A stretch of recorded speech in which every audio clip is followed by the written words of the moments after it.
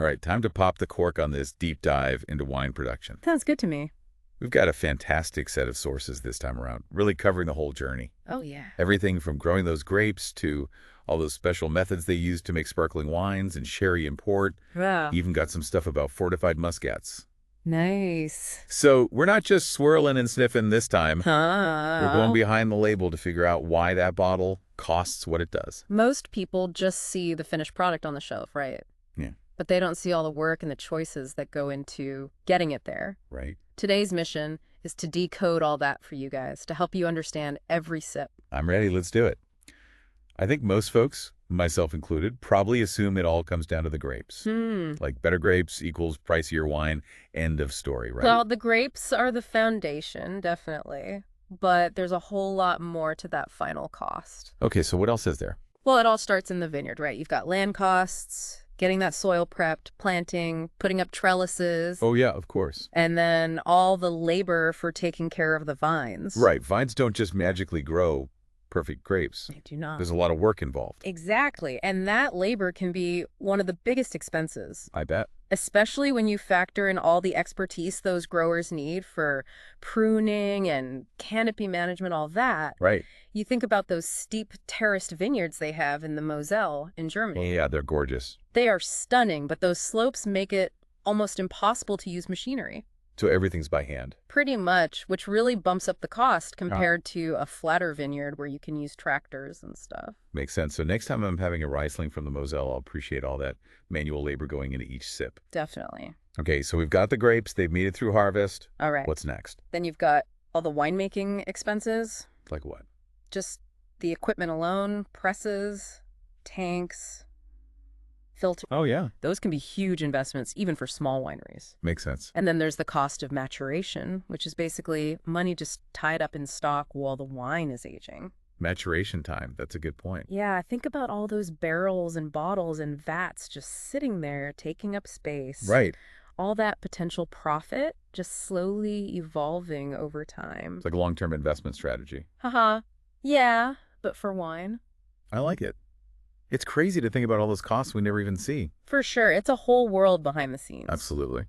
And wineries have come up with some smart ways to manage those costs, too. Oh, wow. Well, some of them will share facilities, things like bottling plants. Smart. Helps to spread out the cost. Like a winemaking co-op. Uh-huh, kind of, yeah. Speaking of things we don't always think about, what about the packaging? Yeah. The bottles, the corks, labels, all those fancy boxes? Oh, yeah, for sure. That all adds up, I imagine. Absolutely. Even the shape of the bottle can affect the cost. Yeah, those unusual or heavy bottles are just more expensive to produce. Huh. It's about those little details, conveying a sense of quality. Right, like a nice business card. Exactly. So are there ways for wineries to save on packaging? Well, the bigger producers definitely have an advantage. How so? They can bottle the wine right in the target market. Ah, cutting down on transport. Exactly. Smart. Okay, so the wine is bottled up, ready to go. Ready to roll.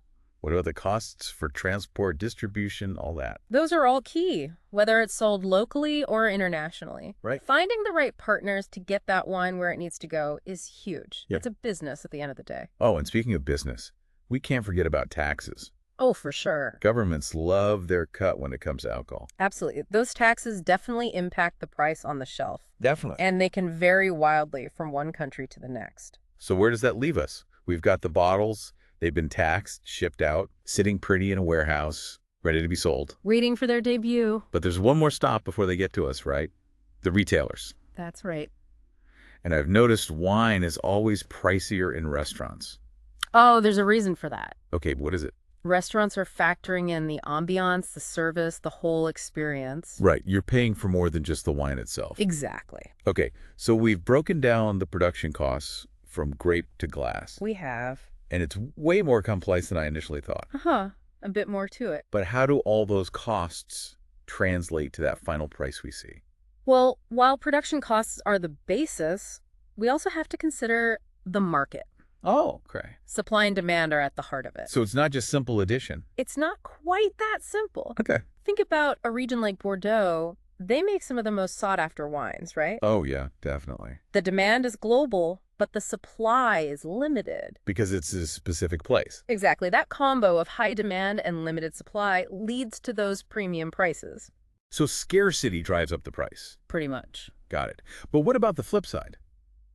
Are there any wines that might be undervalued even though production costs are high? Oh, absolutely. Wait. Well, the Moselle is a great example. Right. They have those high costs because of the terrain, but demand isn't as high as, say, Bordeaux. Interesting. So there might be some hidden gems out there, high-quality wines that just haven't reached peak popularity yet. You got it. So if you understand production costs, you can really get an advantage. I like that, being a savvy consumer. Exactly. You're thinking like a wine enthusiast now. Yeah. Understanding all these forces, production costs, market, regional variations, it can all help you find those great bottles. That's awesome. It's all part of the fun. I'm loving this. This is so interesting. Glad to hear it. It's like having insider knowledge is giving me a whole new perspective. That's what we're going for. Awesome. Okay, so we've talked about the costs, the market forces, but who are the actual players in all this? I know it's more than just wineries, right? You're right. There are different types of wine producers. Okay. And understanding the differences can help you make better choices. I'm ready. Lay it on me. Okay, first up are cooperatives.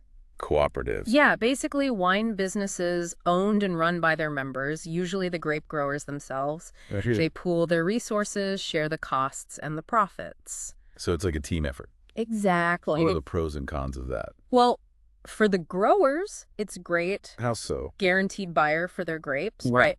But from a winemaker's perspective, there's less control over the quality. Yeah. You're working with grapes from lots of different people. So consistency might be tough? Can be. Are cooperatives common in certain parts of the world? Yeah, you see them a lot in Europe. Okay. Especially those regions with long winemaking traditions. Interesting. Not as common in newer wine regions. Got it. Okay, who else is in the game? Next up, we've got merchants or negociants. Negociant. Yeah, they're the big players, the ones who buy grapes or even finished wine from the growers or cooperatives. Got it. Think of them as the wholesalers. So they're the bridge between the producers and the retailers. Exactly. And because they're working on a larger scale, they can be pickier about quality. That makes sense. They can reject grapes that don't meet their standards. Ah. But it also means they have to juggle supply and demand, especially in places where those high-quality grapes are limited. Right. Sounds like a tough job. It can be. And lots of those big brands you see on shelves are produced this way. Oh, interesting. Okay, so what about those smaller producers, the estates? Estates or domains are often those family-run places. Oh, nice. Grow their own grapes, control the whole process from start to finish. So they're making those super special bottles. Often, yeah. But it sounds riskier. It is. They're totally at the mercy of Mother Nature. Yeah. A bad year can really hurt them. I bet. But there must be so much pride in making a wine from your own grapes. Oh, absolutely. And you can really taste that passion in the final product. I bet. Wow. I'm starting to see how many players there are in the wine world. It's a whole ecosystem. And how they all shape what we end up drinking. For sure. I'm feeling thirsty now, actually. For what? Something bubbly. I've always been fascinated by sparkling wine. Oh, yeah. What makes those bubbles so special? It all starts in the vineyard, specific grapes, specific conditions. Okay. Sparkling wine needs grapes that are low in sugar and high in acid. Ah, for that crispness. Exactly. So cooler climates are better for sparkling wine. You got it. Interesting. Cooler temps help those grapes keep their acidity while they build up sugar. Right. But here's the thing, you still need those grapes to get ripe for flavor. First. Picking them too early would just taste like green and unripe. So it's all about that balance. Exactly. A delicate dance between the acidity and the sugar and that ripeness. No wonder good sparkling wine can be so special. For sure. Okay, so once you've got those perfectly balanced grapes, what's next? Then the magic happens in the winery. Okay. There are actually a few different methods for getting those bubbles in there. Really? I thought it was all the same. Nope. And each method impacts the final product differently. Okay, I'm ready. Let's hear it. All right. So maybe the most famous method, and definitely the most labor-intensive, is the traditional method. Okay. Also called the champagne method. Makes sense. It's how they make champagne. Right. With this method, the second fermentation, the one that makes the bubbles, happens right inside the bottle. Wait, in the bottle? Yep, right in the bottle. That's wild. I had no idea. So how does that work? It's a whole process. First, they add a mixture of yeast and sugar. It's called liquid de tirage. That gets added to the base wine, kicks off that second fermentation. Oh, okay. And that's when those CO2 bubbles start forming. Wow, so they were trapped right in the bottle. They are. But what about the yeast? Wouldn't there be sediment floating around? That's where things get even more interesting. Okay. They use a process called riddling. Riddling. Yeah, traditionally, they actually turn each bottle by hand. Really? To move that sediment down to the neck of the bottle. That sounds so meticulous. It So is. what happens once the sediment's all collected in the neck? Then they do something called disgorgement. Disgorgement. Yeah, they freeze the neck of the bottle, take off the cap, and the pressure from the CO2 pops out that frozen plug of sediment. Wow. And then finally, they add a little bit of liqueur d'expédition, which is wine and sugar. Wow. So much work goes into each bottle. It's quite a process. Amazing. I never knew it was so complicated. But are there any shortcuts? Or is this the only way to make good sparkling wine? Well, there are other methods that streamline things, Right. but they often give you a different flavor profile. Oh, I see. Like one example is the transfer method. Okay. They transfer the bubbly wine to a tank under pressure, filter out the yeast, and then rebottle it. Got it. That's less expensive. But you don't get that same complexity from the yeast interacting in the bottle. Right, so it's about trade-offs. Exactly. What about those really cheap bottles of bubbly you see at the store? Are those made with the transfer method? They could be, but those are probably made with the tank method. The tank method. Yeah, that's even simpler. How so? The second fermentation happens all in one big tank. Okay. So no riddling or disgorgement needed. Right, keeps costs down. Makes sense. What about those super sweet sparkling wines? Ah, you're thinking of something like an Asti? They Not the Asti method. Okay. They stop the fermentation early to keep some of that sugar. Right. And then there's just straight up carbonation, like they do with soda. Oh, wow. That's usually for those inexpensive fruity ones. Interesting. So there's a whole spectrum of methods and styles. There is. Okay, when I'm looking at a label, what are some clues that can help me figure out what I'm getting? Good question. One of the first things to look for is NV versus vintage. NV stands for non-vintage. Right. Means it's a blend of grapes from different years. Vintage sparkling wines are from a single year. So those are fancier? Generally, yeah, they're usually higher quality. Cool. You'll also see terms like rosé. Rosé? Obviously, that means it's pink. Right. They get that color by blending red and white wines. Okay. Then there's Blanc de Blanc. What's that? That means it's made with only white grapes. Got it. And Blanc de Noir means it's made with only black grapes. Interesting. What about those terms like brut nature or extra dry? Those are all about sweetness. Okay. Brut nature is the driest, almost no sugar. Okay. Then you've got brut, demi-sec, and extra dry, getting progressively sweeter. Okay, that clears things up. Wow, I'm seeing sparkling wine labels in a whole new light. Glad to hear it. Before we move on to the next bubbly beverage, Right. there's another unique wine I'd love to know more about. Sherry. Ah, sherry. I'm intrigued by those flavors. What's unique? But I have to admit, I don't know much about how it's made. Sherry is definitely in a category of its own. I believe it. It comes from a specific region in Spain, Jerez, It is. and the methods they use there are like nothing else. Okay, you've got my attention. Imagine a super sunny region in southwestern Spain. All right, I'm picturing it. Vineyards all over these rolling hills. Beautiful. The climate is hot and dry, those warm Mediterranean breezes. Sounds lovely. But here's what's really interesting. It's how these two winds, the Poniente and the Levante, actually influence the grapes. Wait, winds. How do winds affect the wine? They really shape the character of sherry. Okay, So the Poniente is a cool, humid wind, comes in from the Atlantic. makes sense. It helps to moderate the temperatures, bring in moisture. So it's like nature's air conditioning. Exactly. I like it.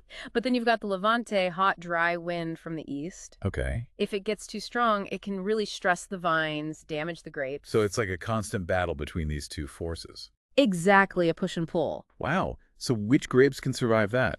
Well, most sherry is made with a grape called Palomino. Palomino, okay. You might be surprised because it doesn't have a ton of flavor on its own. Really? But that's actually perfect for sherry How so? because the style of the wine is mostly determined by how it's aged, not by the grape itself. So the grape is like a blank slate. Yeah, and then the aging process is the artist. Great analogy. And there are two main types of aging when it comes to sherry, biological and oxidative. Okay, I think I'm gonna need some help with those. No problem. Tell me more.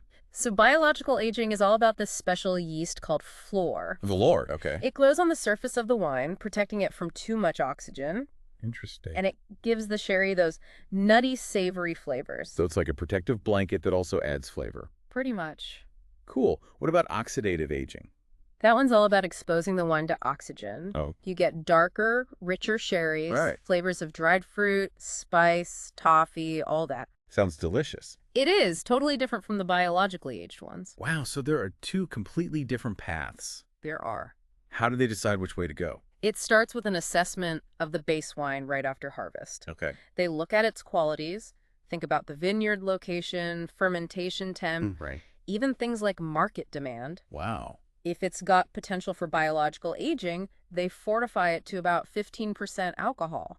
Okay. Creates a perfect environment for flor to grow. So they're steering it towards that style from the very beginning. Exactly. What about those wines meant for oxidative aging? Yeah, what about them? They fortify those to a higher level, around 17%. Oh, okay. That keeps the flor from growing. Got it. From there, they go into this really fascinating system, the Solera system. The Solera system. You heard of it? I've heard the term, but I'm not really sure how it works. It's definitely unique. Imagine rows of oak barrels all stacked up on top of each other. Not picturing it. The bottom row, that's called the Solera, holds the oldest wines. Okay. And above that, you've got rows called criaderas, each with younger wines. So how does the aging actually happen? When they want to bottle some sherry, they only take a portion from the Solera, that oldest level, Okay. and then they top up the Solera with wine from the criadera above it. Okay. And then that criadera is topped up with wine from the one above it, and so on. So it's constantly being refreshed. Exactly. It's a fractional blending process. So the oldest wines are always getting a bit of younger wine mixed in, Exactly. and the new wine takes on some of the characteristics of the older wine. Right. It's a never-ending cycle of flavor. That's a great way to put it. I think I need a diagram for this. Haha. It is a bit complex. But it sounds brilliant. It's a remarkable system. Yeah. They can create consistently aged sherries year after year. Wow. Real feat of tradition and ingenuity. This is amazing. This sherry deep dive is blowing my mind. Glad to hear it. We'll definitely have to continue this sherry adventure next time. For sure. There's still so much to explore. Absolutely. Right. You're right. There's still a lot to uncover about sherry. We should probably unpack the Solera system a bit more. Okay. It's key to understanding those amazing flavors. I'm all ears. I'm really curious about how it all works. It's fascinating is how the Solera system works with both those aging types, biological and oxidative. Right. For biological aging, remember that flor yeast? Yeah. That Solera system keeps a steady environment for it to thrive. Okay. Those flor yeasts are pretty picky. They need specific alcohol levels and temperatures and humidity. So it's like their own little world in there. Exactly. And the Solera system keeps giving them what they need. Ow. Those regular additions of younger wine provide a steady supply of nutrients. Makes sense. But it's tricky. Too much alcohol and the flor dies off. Oh, interesting. Then you get a shift to that oxidative aging. So that's how you get those amontillados. Yeah, the Amontillado. They start with flor and then switch over. Exactly. Amontillados are a cool example of how those processes can work together. Even for those fully oxidative styles, like Oloroso, Oloroso. the Solera system is super important. How so? It prevents the wines from getting too oxidized. Interesting. Keeps them vibrant. It's all about slow, gradual flavor development. Wow. This centuries-old system can make such a variety of sherry. It really is amazing. Okay, so what are some styles I should be looking for when I'm exploring sherry? Well, if you like those light, crisp wines, there's Fino and Manzanilla. Okay. Those are great examples of biological aging. Great. They have those nutty, savory notes, Right. maybe some almond, herbs. Sounds good. You might even get a little salty tang, especially with the Manzanilla. Manzanilla, that's the one from San Lucar de Barrameda, right? I get it. Right on the coast. That coastal location and all that humidity, it influences the flor. Interesting. Gives Manzanilla that salty character. I love that. How the location can really come through. It's amazing. Okay, what if I want something a little bolder? What are those richer styles like? Then you want to go for those oxidative styles. Okay. Oloroso is a classic. Oloroso, got it. Full-bodied, rich flavors, walnut, toffee, leather, spice. Oh, wow. They can age for decades and get super complex. And Yeah. Amontillado, remember? Yeah, yeah. It's right in between. Okay. Nice balance of elegance and richness. This is great. I'm taking notes. good. Okay, now I've also seen bottles that say VORS or VOS on the label. Yeah. What do those mean? Those are for those really old sherries. Fancy? VORS stands for Vinum Optimum Rare Signatum, which basically means very old rare sherry. Okay. These wines are at least 30 years old on average. 30 years. That's incredible. It is. Unlike the elders. Exactly. And then you've got VOS for Vinum Optimum Signatum. Okay. That means very old sherry, average age of at least 20 years. So those are good indicators of quality. For sure. I'll be on the lookout for those. They're worth trying. Now, before we move on from fortified wines, we should probably head over to Portugal, explore another icon, port. Port, yes. Love some port. It comes from the Douro Valley in Portugal. Gorgeous region. I've seen pictures. It looks amazing. Oh, it's stunning. Steep slopes, rocky soil. They have these terraces carved right into the hills. Right. Really tough place to grow grapes. I bet, but I guess that makes the wine even more special. It does. I've heard stories about foot treading in port production. Is that still a thing? It is. Well, Foot treading is a traditional method. Teams of workers crush the grapes with their feet. They do it in these shallow granite tanks called laguères. That's wild. It's a lot of work, but some people believe it's gentler on the grapes. That's cool, like a grape dance party. Haha, you could say that. But I imagine they have more modern methods now too, right? Oh, of course. Technology has definitely made its way into the port world. Okay. You've got automated laguères now. Wow. They even have robotic feet that mimic the traditional movements. That's so cool. And there are other techniques, like using these special tanks called autovinifiers. Autovinifiers. Yeah, they use the carbon dioxide from fermentation to circulate the juice. Wow, I love how technology and tradition can work together. Me too. Yeah. It's really interesting to see. Now, like sherry, port is fortified during fermentation, Right. stops the process, keeps some of the sugar from the grapes. Okay. They use a spirit called aguardente. Bagardente, okay. They add it when the wine is around 5-9% alcohol. So that timing affects how sweet it ends up. Exactly. And there are a ton of different port styles. I know, I get overwhelmed sometimes. It's a lot to take in. There's ruby port, usually aged for a shorter time, vibrant and fruity. Okay. Then you've got tawny port, longer aging in oak, those nutty oxidative flavors. Right. And what about those LBVs, late bottle vintage? Oh, yeah. Good catch.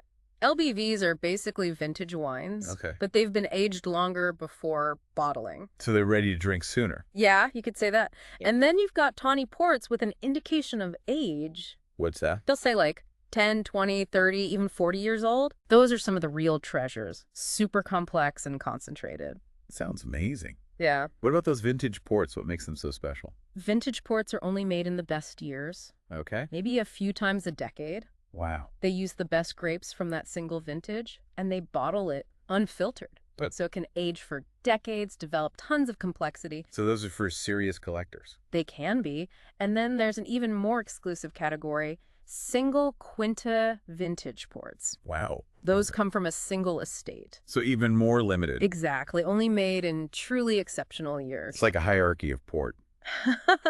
Yeah, you could say that each style has its own charm, but those vintage ports are truly something special. Definitely adding those to my list. Okay. Okay, before we get too carried away with port, there's Yeah. one more fortified wine I'd love to learn about.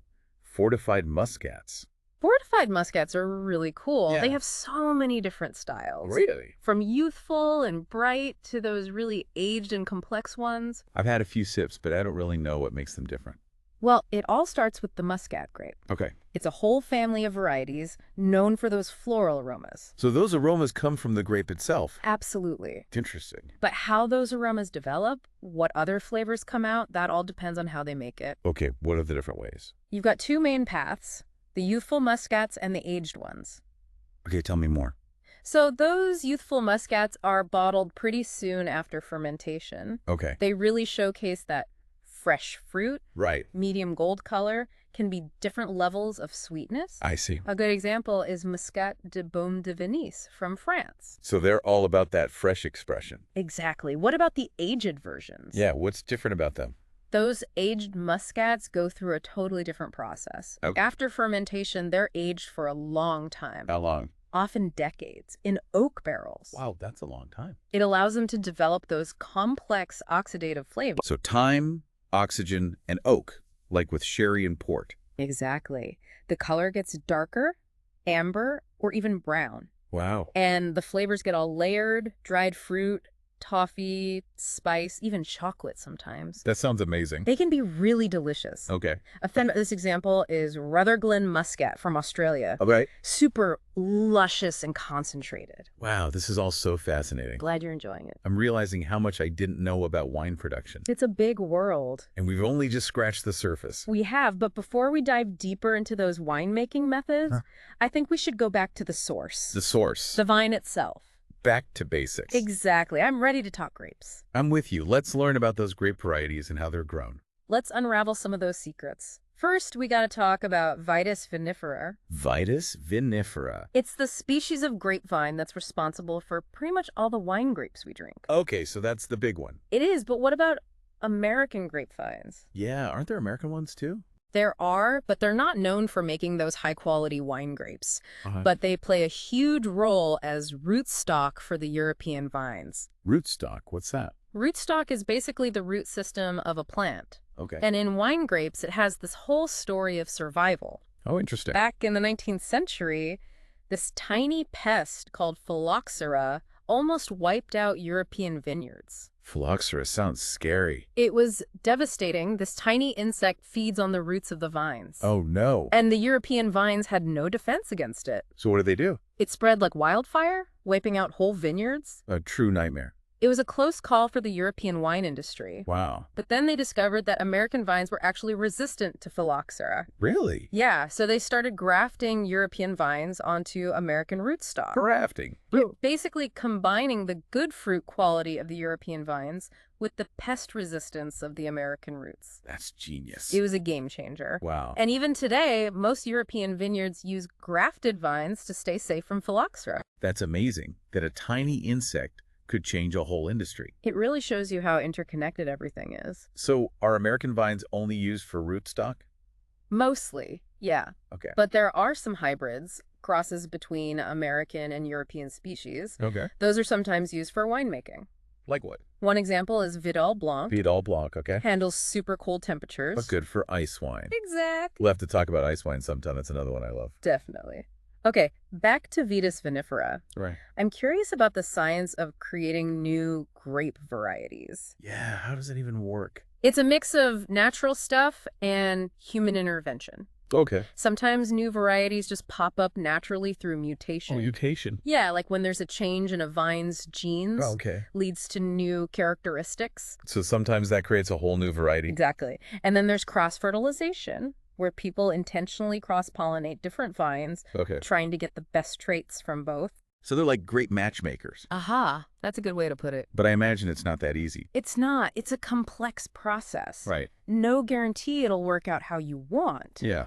Can take years to create a successful new grape. But if you do, you've got something totally new for the world to enjoy. Exactly. New flavors, new aromas. It's an evolution. I love it. It's so cool. Yeah. Thinking about how new varieties are created, I'm curious about how where they're grown affects the grapes. Yeah. How important is location, climate, all that? It's everything. It's what we call terroir. Terroir, yeah. It's that whole combination of climate and soil and even the shape of the land. Right. It's what gives the wine its personality. That's so cool. Let's start with climate. Okay. That all comes down to how much heat a vine needs to grow those grapes. Right. So what are the main climate things winemakers think about? Well, latitude is a big one. Latitude. Yeah, most wine grapes grow well between 30 and 50 degrees latitude, north or south of the equator. It's that Goldilocks zone. Not too hot, not too cold. Right. But even within that zone, there's a huge variety of climates. Oh, yeah, totally. You've got those cool coastal areas and those hot inland valleys. Exactly, and that's why you get so many different wine styles. Right. Cooler climates like Burgundy or Champagne, they make wines that are higher in acid, more delicate flavors. Got it. And then warmer climates like California or Australia, you get riper fruit, fuller bodies, higher alcohol. Makes sense. So climate really shapes the wine. For sure. What about altitude? Does that matter? I don't know, does it? It does. Altitude is interesting because as you go higher, the temperature drops. Right. even if you're closer to the equator. Exactly. Think about those vineyards in the Andes Mountains. Oh, yeah. Super high altitude. But still making great wine. Exactly. It's like nature's way of creating a cooler spot within a warmer region. So cool. And then you've got ocean currents. Ocean currents. Yeah. They can move warm or cold water around, which affects temperatures and rainfall. Like the Humboldt Current off the coast of Chile. Okay. Helps create that cool, foggy climate. Perfect for those crisp white wines. You got it. I love how all these global forces can impact something as simple as a glass of wine. It's pretty amazing. Are there any other climate challenges winemakers have to deal with? Oh, tons. Oh, too. Late spring frosts can be devastating. Oh, yeah. Can wipe out an entire crop. Wow. And hailstorms can damage the grapes and the vines. I bet. Sometimes they have to put up nets for protection. It's a constant battle against the elements. It can be. But I guess that's part of what makes winemaking so special. For sure. It's a true partnership with nature. I love that. Okay, so we've talked about climate, but what about the soil itself? Soil is just as important. Okay. It's the foundation for the vines. Right. Provides nutrients and water and support. Right. And the composition of the soil, like how much sand or silt or clay it has, can have a huge effect on the wine. Okay, help me understand those differences. What are the best soil types? Well, there's no one answer to that. Okay. It depends on what style of wine you're going for. Got it. But certain soils are known for giving wines certain characteristics. Okay. Like sandy soils, they drain well, don't hold a lot of water. Okay. That can be great for wines with lower yields but more concentrated flavors. So sandy soils are good for intensity. Exactly. And then you've got clay soils. Those are the opposite. Hops. They hold on to water and nutrients. Okay. You get higher yields, but sometimes the flavors aren't as intense. So it's all about finding that balance. You got it. And then you've got the best of both worlds, loam soils. Loam. Okay. They're a mix of sand, silt, and clay. So they're like the Goldilocks soil. Pretty much. They offer that balance of drainage and water retention. So are there any other soil things that matter? Definitely. Things like stones, the pH level, the organic matter content, Wow. all of that can affect the vines. Like how? Well, for example, stony soils can reflect heat onto the vines. Okay. That can be really helpful in cooler climates. Interesting. It's amazing how much detail there is, from the climate to the soil. It's all connected. Makes you really appreciate the wine even more. I agree. Now, I'm thinking about all the work that goes into managing those vines. Yeah. All the decisions the growers have to make throughout the year. That's a perfect transition. Let's head out to the vineyard and talk about vineyard management. Okay, I'm ready. Everything starts with choosing the right spot. Okay. You got to think about climate, soil, even business stuff like water and labor. So it's not as easy as just finding a pretty piece of land and planting. Nope. Lots of planning involved. And then once you've got the spot, you have to pick the grapes. Exactly. You have to think about what will grow well there. Right. But also what kind of wine you want to make. Of course, it all has to work together. Exactly. Yeah. You wouldn't want to plant Cabernet Sauvignon in a cool, rainy place. Uh-huh. That's a good point. And once those vines are in the ground, that's when the real work starts. I bet. Vineyard management is all about helping those vines grow the best grapes. So what does that involve? It's a year-round job, training the vines, pruning, managing the leaves, protecting them from pests. Okay, break it down for me. What does training a vine even mean? Training means shaping the vine's structure. Like giving it a haircut. Kinda. There are a couple main ways to do it. Okay. Head training, that's where you create a short trunk with a few short arms. Okay. That's common for bush vines. Got it. Then there's cordon training. You make a longer trunk with one or more horizontal arms. Okay. Those are called cordons. They're usually tied to a trellis system. So you're giving it a framework to grow on. Exactly. What about pruning? Pruning is all about removing unwanted growth, Oh, like leaves and canes. Got it. Helps control the vine's energy, make sure it's putting its effort into those good grapes. Interesting. Also helps with air circulation and sunlight, which are crucial. Right, like giving the grapes space to breathe. Exactly. What about the leaves themselves? How do they manage those? Managing the canopy, the arrangement of leaves and shoots is super important. Uh-huh. You got to make sure the grapes get enough sunlight to ripen, Right. but not too much. You don't want them getting sunburned. Makes sense. It also helps with air circulation, which helps prevent diseases. So it's like creating the perfect little microclimate? Exactly. But what about pests and diseases? Those are a constant worry. Like what? There are insects, like that phylloxera we talked about, Right. and nematodes that attack the roots, Oh, and no. birds and other animals that love to eat grapes, Yeah, I bet. and fungal diseases that can damage everything. Wow, it's a lot to deal with. It is, but luckily wine growers have tools to fight back. Like what? Traditional methods like spraying, Yeah. but also more modern approaches like trying to create a balanced ecosystem in the vineyard. So the pests naturally stay under control. Exactly. That's a cool approach. It is, and there's this whole movement towards sustainable and organic practices, which is great. Oh, that's awesome. It's all about using fewer chemicals and promoting biodiversity. That's fantastic. Yeah. I'm so impressed by all the care that goes into growing those grapes. It's a labor of love. It really is a partnership with nature. Couldn't have said it better myself. And all that work leads up to harvest when those grapes are finally ready. I'm ready to follow those grapes to the winery. All right, let's head inside. Let's see how they turn into the wines we enjoy. It's an amazing journey. All right, let's step into the winery and see where the real transformation happens. I'm ready. Let's get into the nitty-gritty of winemaking. It's a fascinating blend of science and tradition with a touch of art thrown in. Sounds about right. One of the first things to grasp is the role of oxygen. Oxygen. It's kind of a double-edged sword in winemaking. Okay, how so? Too much oxygen, and you get oxidation, which basically spoils the wine. Right, that makes sense. But a little bit of oxygen, controlled exposure, can actually help develop those flavors and aromas. Interesting. So it's all about finding that balance. Exactly. For those wines that are all about fresh, fruity flavors, Okay. winemakers use anaerobic techniques, meaning they try to minimize oxygen as much as possible. Throughout the whole process. Pretty much. From crushing those grapes to bottling it up. So it's like protecting those delicate flavors. Think of it like creating a bubble around the wine. I like it. They might harvest the grapes at night when it's cooler, use special airtight equipment, Wow. even blanket the wine with nitrogen or other gases. High tech. It can be, but even for wines that benefit from a little oxygen, like those aged in oak barrels, Right. they still carefully control how much and when that oxygen gets in. To make sure it develops those good flavors. Exactly. It's a dance. I like that. A wine and oxygen dance. Uh-huh. Okay, what about sulfur dioxide? I know they use that in winemaking. Oh, yeah. SO2, super important. But why? I'm not really sure what it does. It's both an antioxidant and an antiseptic. Okay. It helps protect the wine from oxidizing, Okay. and it prevents unwanted microbes from growing. So it keeps the wine safe. Exactly, like a guardian angel. Uh-huh. I like it. But again, balance is key. Right. Too much of a good thing. Too much SO2 can strip away the character, even make it smell bad. Interesting. Too little, and you risk spoilage. So finding that sweet spot is crucial. Absolutely. Winemaking is all about precision. Absolutely.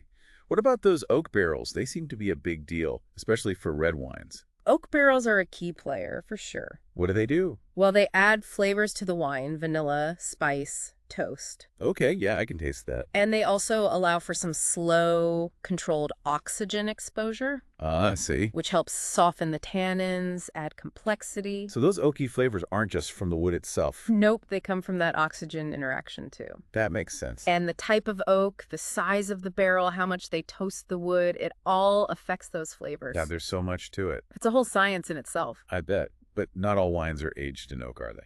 Not at all.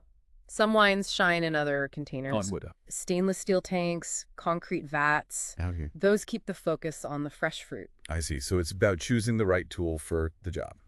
You got it. Different tools for different styles. Okay, let's talk about fermentation. All right. The heart of it all. It's that magical transformation from grape juice to wine, right? Exactly. And there are a few different types of fermentation that come into play. Okay, tell me more. The main one is alcoholic fermentation. Makes sense. Yeast eats the sugar, turns it into alcohol, CO2, and heat. So that's where the alcohol comes from, and those little bubbles. The bubbles are a byproduct. The yeast hard at work. So cool. Now, another type of fermentation that's important is malolactic fermentation. Malolactic fermentation. It's often called MLF for short. MLF. Okay, I've heard the term, but I don't really know what it It's has. basically a second fermentation. Okay. It changes malic acid, which is a sharp acid, like in green apples, Okay. into lactic acid, a softer acid, like in milk. So it smooths out the acidity. Exactly. And it can also create those creamy or buttery flavors. Interesting. So not all wines go through MLF. Depends on the style they're going for. Right, so another tool for the winemaker. Exactly. I'm seeing how every decision they make affects the final product. It's all connected from the vineyard to the winery. Now, what happens after fermentation? Even then, there's a lot more they can do to refine the wine. Really? One common technique is called lees aging. Lees aging? Okay. They leave the wine in contact with the dead yeast cells. Dead yeast cells. Those are called lees. They settle at the bottom, Okay. and they actually contribute to the flavor. Really? Yeah. They can add texture, complexity, sometimes even those creamy notes. Wow, I had no idea those little guys were so important. They play a big role. Another common technique is blending. Blending? Yeah, they'll combine wines from different vineyards, different grapes, Oh, okay. even different fermentation tanks. To get a better final product. Exactly. A more balanced, interesting, complex wine. So the winemaker's like a chef, mixing and matching flavors. Haha, kind of, but with wine, it's a real art form. I bet. And then there are techniques like clarifying the wine, What class? removing any solid particles to make it crystal clear. Right, because sometimes wine can be a little cloudy. It can. And then stabilization, making sure the wine doesn't change over time. That sounds important, especially if you're aging it. It is crucial for long-term quality.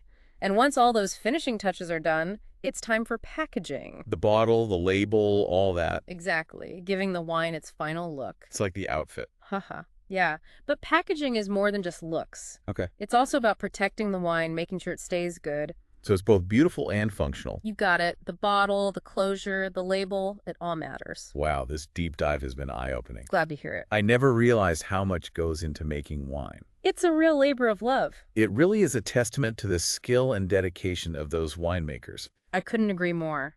And it reminds us that wine is more than just a drink. Right? It's a reflection of history and culture. Absolutely. And that incredible connection between humans and nature. Beautifully said.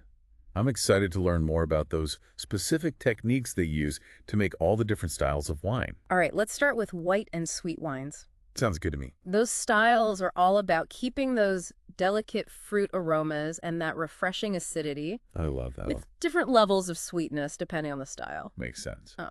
Okay, what are some of the things they do for white wines?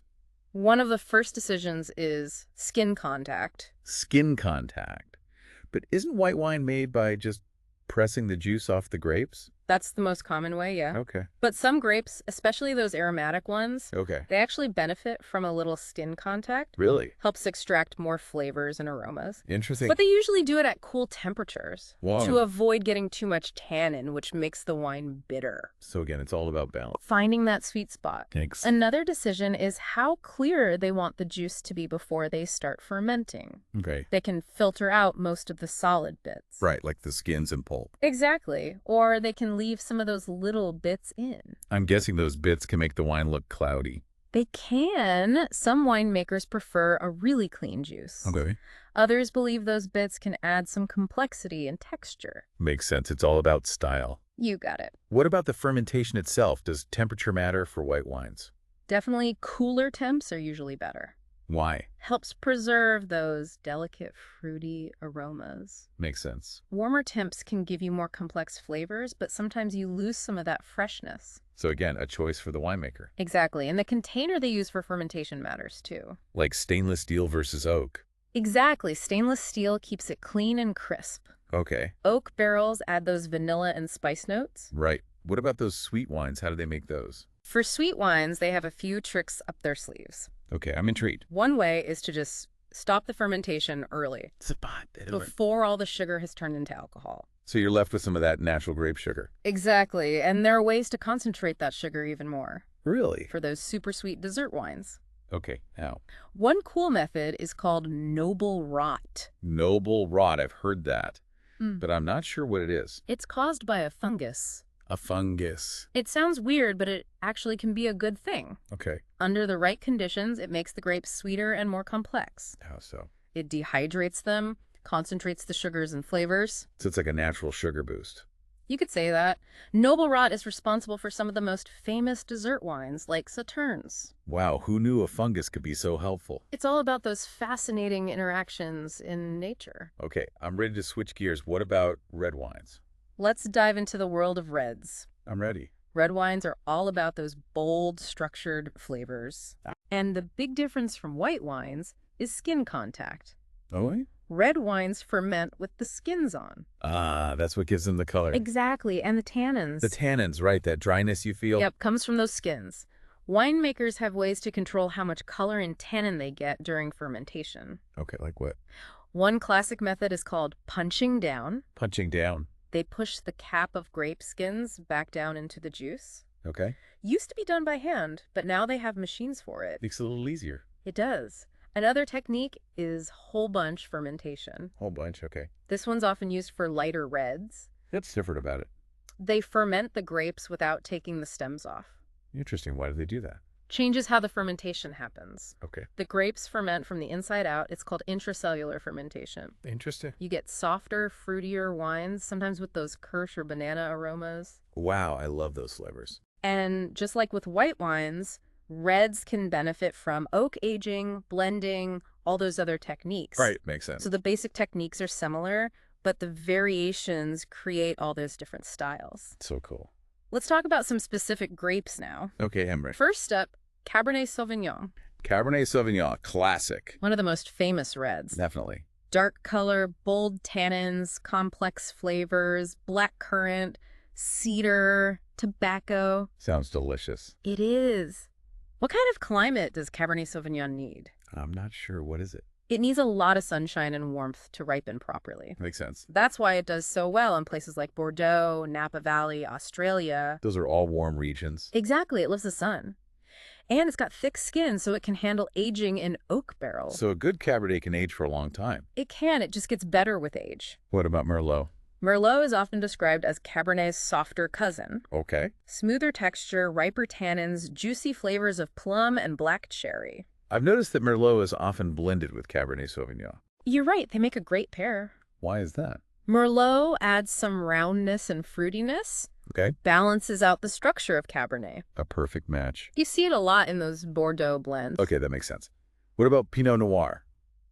Pinot Noir, the heartbreak grape. Heartbreak grape. It can be a bit finicky. I've heard that. Thinner skins, ripens earlier, sensitive to weather. Sounds challenging. It is, but when it's done right, Okay. Pinot Noir makes some of the most elegant wines in the world. I do love a good Pinot Noir. Delicate red fruit, floral notes, sometimes earthy, spicy, So good. and Burgundy is the holy grail for Pinot Noir. Right. I've heard The like Côte d'Or, I legendary. need to visit someday. You should. Those wines are amazing. Okay, switching gears a bit. What about Syrah? Syrah, or Shiraz if you're in Australia, Right. known for its dark color, peppery spice, big tannins. Definitely a bolder style. It is, loves warmer climates, makes wines with tons of depth. And the Northern Rhone is famous for Syrah. You got it. Côte Rôtie, Hermitage, those are the big names. Some of the best in the world. They are powerful wines, black fruit, smoked meat, all that pepper. Sounds intense. They are. Okay, what about Grenache? Grenache is another warm climate grape. Okay. Juicy red fruit, softer tannins, usually a bit higher in alcohol. So maybe a bit easier to drink. You could say that. It's often used in blends, Okay. especially in the Southern Rhone and in Priorat. I see. Add some fruitiness and roundness to those blends. This is all so You're fascinating. enjoying it. I'm starting to understand how everything comes together to make those different wines. The grapes, the techniques, the regions, it's all part of the story. It really is a beautiful tapestry. It is, and we've only just scratched the surface. I know it's a little overwhelming, but in a good way. There's so much to explore. There is. But we've got to wrap up this deep dive. We do. This has been an incredible journey. It has. So much to learn about wine. I feel like I have a whole new appreciation for what goes into every bottle. That's what we're going for. I'm excited to keep exploring. That's the spirit. Remember, the most important thing is to enjoy it. Absolutely. Wine is meant to be shared and savored. Cheers to that. Cheers. Before we go, one last thought. Okay. Think about the wines you love, those flavors and aromas you really enjoy, Okay. and think about how all this new knowledge might change how you choose your next bottle. Interesting. Could you use what you've learned to find a hidden gem? I love that idea, like a wine treasure hunt. Exactly. So go out there and explore. Use that knowledge. I will. I'm ready. Fantastic. May your glass always be full of delicious discoveries. Cheers to that, and cheers to all those amazing winemakers out there. Cheers. Until next time.